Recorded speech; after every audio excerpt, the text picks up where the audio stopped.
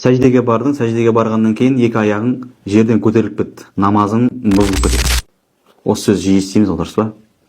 Бұл мәселе негізі фикх кітаптарында бар. Сәждеге барған кезде аяқтың жерге тиіп тұруы парыз ба, яки сүннет па деген пікір бар да, екі пікірі бар. Парыз деген ғалымдар пайғамбарымыз саллаллаху алейхи уассаламның мен 7 ағзамен сәжде жасауға бұйырылдым деген хадисін алған. Хадистің сыртқы мағынасына қарап негізделген. Яғни 7 ағза деген не ол? Маңдай, екі алақан, тізе және де аяқтың ұштары. Егер аяғың көтеріліп кетсе, екі аяғың бірден көтеріліп кетсе, онда не болады? Намазың бұзылады деген.